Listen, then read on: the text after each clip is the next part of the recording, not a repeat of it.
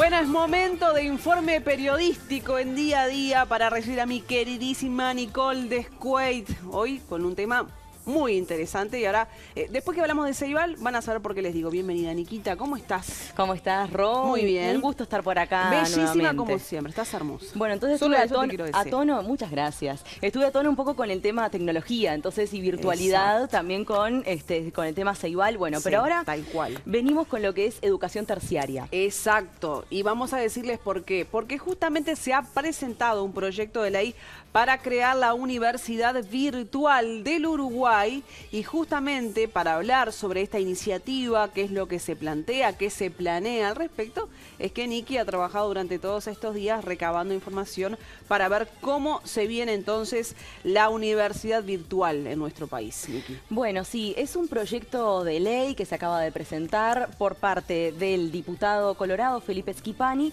y también del especialista en políticas de educación superior de América Latina, Claudio Rama. Bueno, se va a trabajar en Comisión de Educación y Cultura del Parlamento. Como vamos a poder ver en la primera placa, para enmarcar un poco por qué se presenta este proyecto, uno de los argumentos que se presentó en esta justificación del proyecto de ley es que Uruguay es uno de los países de Iberoamérica y América Latina con menos egresados universitarios. Como podemos ya ver ahí en la placa, hay varios países que se detallan. Uruguay tiene 34 por cada 10.000 habitantes egresados universitarios. Si ponemos otros ejemplos de otros países que están en niveles más altos, es por ejemplo Chile, que tiene 117 por cada 10.000 habitantes, y Argentina y Brasil, que casi duplican la cantidad que tiene Uruguay. O sea, estamos en realidad dentro de la escala, somos el segundo más bajo. Claro. Luego el primero más bajo es Honduras, pero Uruguay está bastante bajo. Es por esto que el diputado Schipani cita esta exposición, en la exposición de motivos del proyecto, que muchos países apuntan a integrar la educación a distancia como manera de complementar, en realidad, y bueno, para aquellas personas que no pueden llegar, no pueden acceder por distintos motivos que ya vamos a abarcar a la educación presencial, que sí lo puedan hacer a distancia. Como podemos ver en la segunda placa, por ejemplo, 10 universidades a distancia aportan 23 millones de estudiantes que representan el 10% de la matrícula mundial.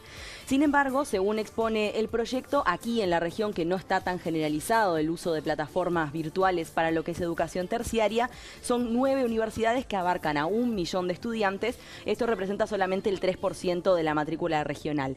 Solo en Brasil, por ejemplo, el 30% de los estudiantes tiene su matrícula universitaria obtenida de manera virtual. Mirá vos, qué interesante. Y bueno, acá en Uruguay, lo decíamos hace un ratito nada más, que estuvo Folgar de visita también, que charlamos mucho de la virtualidad. Aquí la explosión en Uruguay se dio por la necesidad casi, porque se generó en pandemia que al cerrar los centros educativos por el coronavirus claramente, la virtualidad pasó casi a un primer plano en lo que tiene que ver con la educación. Exactamente, bueno, como se dio en las comunicaciones, a nivel laboral, en todos los ámbitos, también se dio en la educación, que hubo una explosión de lo que tiene que ver con la virtualidad.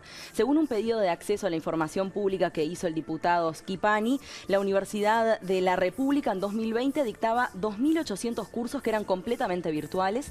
Para el año 2022 estos cursos ya eran 274. O sea, bajó una disminución del 90%, ¿no? De 2020 a 2022 bajó un montón lo que es la educación virtual. Bien notorio el cambio. Te quiero preguntar entonces más detalles de la iniciativa, pero además con esta nueva iniciativa, una vez que se vote a nivel parlamentario obviamente, ¿quiénes se verían beneficiados? Bueno, en primer lugar se propone una universidad pública, gratuita, que va a ser independiente de lo que es UDELAR, por ejemplo UTEC. No tiene ningún vínculo con ellas, es una institución aparte que va a tener su propio consejo directivo, su propio rector, exactamente, esa parte. Y bueno, podemos pensar como que viene a proponer una forma de democratizar la educación, de generar más flexibilidad en el acceso a la educación terciaria. Y como ejemplos podemos pensar en estudiantes quizás que viven en el interior del país y que se les puede complicar para venir a Montevideo, porque más allá de que tanto UDELAR como la UTEC como universidades privadas ya han instalado varias sedes en distintos departamentos del interior, igualmente seguimos bastante centralizados con todo en Montevideo. Quizás alguien del interior no encuentra la orientación que le gustaría hacer en en su departamento o más cerca de su departamento, entonces para personas del interior. También pensando en alguien que quizás trabaja, tiene un horario extenso de trabajo, que tenga hijos y que se le complique realmente para poder ir a clases en los horarios que están pautados. Para todas esas personas está pensado este proyecto. Vamos a ver lo que nos decía el diputado Schipani, si te parece. Correcto, sí, claro.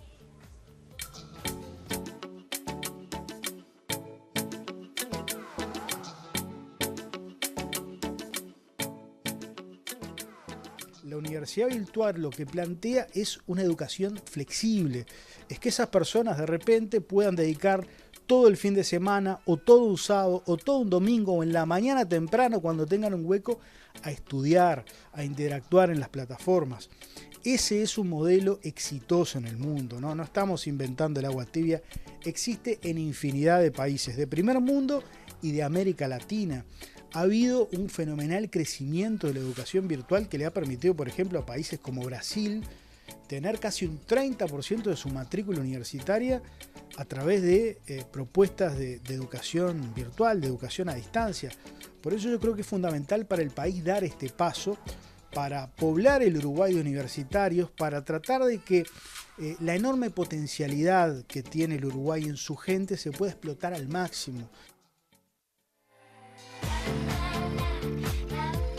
Bueno, ahí el legislador justamente ampliaba lo que es esta iniciativa, que también en parte es responsabilidad de él, que ha generado, que se plantea a nivel legislativo, pero todo esto va a tener también algún tipo de financiación, porque claramente necesita de recursos económicos. ¿Cómo va a ser este tema en Bueno, particular? Schipani lo que nos explicaba es que se establece en este proyecto de ley que se va a financiar con aportes que se le asignen cuando se asigne el presupuesto.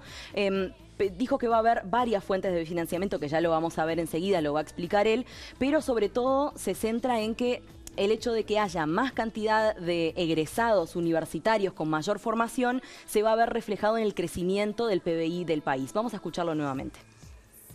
Hay varias fuentes de financiamiento. Una es, por supuesto, el presupuesto nacional que se le asigne, pues recordemos que va a ser una universidad pública y gratuita. Otra fuente de financiamiento refiere al pago de la matrícula para los no residentes, ¿no? Porque a las personas que estudian en la universidad desde el exterior, obviamente se les va a cobrar, ¿no? Y esa puede ser una buena fuente de financiamiento. Y la tercera fuente de financiamiento es el pago de los posgrados y maestrías y doctorados, que es otro gran drama que tiene el país, ¿no? Los profesionales del Uruguay tienen pocas ofertas de posgrados, de maestrías, de doctorados, y una de las áreas en las que va a trabajar la universidad virtual es justamente esta. Y otra fuente, bueno, pueden ser los convenios con distintas instituciones, con empresas privadas para determinados proyectos. Pero yo lo que siempre digo cuando se pregunta cuánto va a costar, lo que digo es que esta universidad se paga sola, porque lo que va a redundar en crecimiento económico para el país va a ser mucho más de lo que se va a invertir en ella, porque está absolutamente comprobado.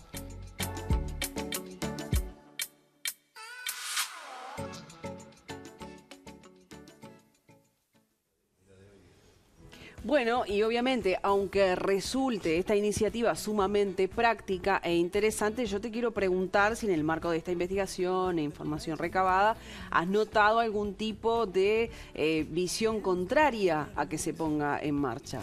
Bueno, sí, hay algunas voces detractoras de este proyecto, porque siempre lo que es la virtualidad o la educación virtual de manera completa genera algunas diferencias en contraposición con lo que es la educación presencial formal. Por ejemplo, el decano de la Facultad de Economía de la UDELAR indicaba que considera que es innecesario que exista esta universidad, entiende que no sería de calidad de tercer, o sea, digamos de tercer nivel de educación universitario, sino que tendría que ser más como una academia. Mira, un tipo posgrado, una cosa así. Exactamente, ¿no? O como un curso, más como en ese sentido, como que no tendría el mismo peso para obtener un título terciario, que bueno, como sí lo hace la universidad presencial, la universidad tradicional. Esa es una postura. Hoy se mantienen algunos cursos virtuales, como recordábamos, en UDELAR, pero hoy mismo el rector de la UDELAR, Rodrigo Arim, decía en Radio El Espectador que no buscamos fomentar eso, en realidad. No buscan fomentar que se mantenga todo dentro de la virtualidad, como fue durante la pandemia. Incluso citó un estudio que indica que la migración a plataformas digitales durante la pandemia, si bien no se notó una diferencia en una población de estratos altos, sí quizás en algunos más bajos, porque pueden necesitar más acompañamiento, claro, mayor apoyo. Entonces ahí está un poco la diferencia o la contraposición entre lo que es la educación virtual y la educación presencial, y donde pueden surgir algunas diferencias. El intercambio con el docente, el hecho de poder preguntar quizás de manera más fluida, que haya otro vínculo. Lógico. Incluso para algunas carreras quizás pueda ser difícil de pensar que pueda funcionar la educación completamente virtual. Pensemos, por ejemplo, una carrera que requiera ejercicios de laboratorio, por ejemplo, sí, algo práctico, que tenga que estar presencial. Es como difícil pensar que sea adaptable a todas las carreras. Entonces surgen algunas diferencias en ese sentido, esa contraposición entre lo que es educación presencial y educación virtual. Sin embargo, no todas las opiniones son negativas. Bueno, ya el presidente de la República, Luis Lacalle Pou, y también el expresidente José Mujica manifestaron que están a favor de este proyecto. Por ejemplo, según indicaba Schipani, Lacalle Pou dijo que le parece una muy buena idea y se va a reunir con quienes crearon este proyecto para interiorizarse un poco más en lo que es la idea. Mujica, por ejemplo, también lo consideró una idea interesante, la ve con simpatía y recordaba lo que fue la creación de la UTEC, lo que costó conseguir los apoyos. Entonces recomendaba a Claudio Rama, uno de los creadores con quien se reunió, que bueno, tiene que apoyarse sobre todo en el interior, que es lo más importante, y bueno, que él va a dar incluso su apoyo a este proyecto. Así que hay voces a favor y voces en contra, ¿no? Decías que Schipani entonces va a reunirse con el presidente. Exactamente, sí, con el presidente se va a reunir, y también con jerarcas de distintos partidos, como para ver si reúnen los apoyos del proyecto. Pero justamente veo que las voces en contra vienen desde la educación. Sí, exacto. Entonces, ¿viste qué sucede en comisiones legislativas cuando se abordan temas de política de Estado, por momentos, temas macro? Se invita a comisión a todos los actores involucrados justamente para que el intercambio sea más nutritivo, en el sentido de forjar una experiencia que le genere comodidad a todos, y en este caso la parte de jerarquías de la educación sería trascendente que participaran. Es que seguramente cuando se trata en comisión, que es lo que pasa siempre, van distintos actores que estén vinculados a las temáticas, y ahí quizás se hagan diferentes aportes. Seguro van a surgir voces contrarias, porque bueno, se pierde algo quizás con la virtualidad. Claro. Pero sin embargo, como decía Schipani, hay una tendencia en general a ir hacia lo virtual, a ir hacia esa posibilidad por lo menos de que haya una educación a distancia. Es al menos brindar la posibilidad a quien realmente no puede hacerlo presencial. Creo que eso es como lo positivo. Sin embargo, seguro va a haber algunas voces que bueno, que tengan otro tipo de opiniones. Por eso que se puede llegar a perder estando a distancia y no estando presencial en realidad. Pero bueno, ya también la pandemia, como decíamos, demostró que es posible hacer muchísimas cosas a distancia y de manera virtual. Es un poco lo que se viene, así que hay que verlo como quizás una herramienta complementaria. Hay que ver si triunfa también, si va para adelante este proyecto. Excelente informe como siempre. Me toca despedirte de día a día por el momento. Sí. Porque vuelve Vale en unos días, así que te voy a extrañar, pero va a ser propicio para que vengas a visitarnos en cualquier momento. Ha sido un placer, Miki. Sabés que me encanta trabajar con vos, sos una excelente profesional, una divina persona, así que no va a ser un gusto compartir con todos ustedes sus conocimientos periodísticos. Gracias. Muchísimas gracias por tus palabras, Ro. Un gusto haber estado acá contigo, trabajar contigo, estar al lado de todos ustedes. Así que bueno, también en BTV Noticias estoy por allí. Obviamente. Un gusto para cuando quieran, estoy a disposición para venir por acá. Por supuesto. Sos parte de esta casa. Gracias. Nikita, me voy contigo a BTV Noticias. 18:45 toda la información, aunque lloren mis compañeritos. Sí, señor. Es hora de partir. Ya toca, ¿qué va a hacer? Sí. Llegó un momento de irme. Miro para allá porque están ellos acodados al mostrador. No sé qué pasó, si es por vestigios del trago que quedaron por ahí. No lo tengo eso muy en claro, pero ahora lo voy a averiguar. Yo los espero 18:45 por esta pantalla. No me hagas señas, Julito Morer. Sí, también, claramente, también puede pasar esas cosas. Imprevistos en la televisión hay todos los días. Por supuesto. No tiene que naturalizar, que no ocurra nunca más. Bueno, es momento de una pausa. Yo me despido, me voy con Niki, queda en la gratísima compañía de mis queridos amigos, todo el equipo de BTV a tope con este programa. Que pasen bien, hasta mañana.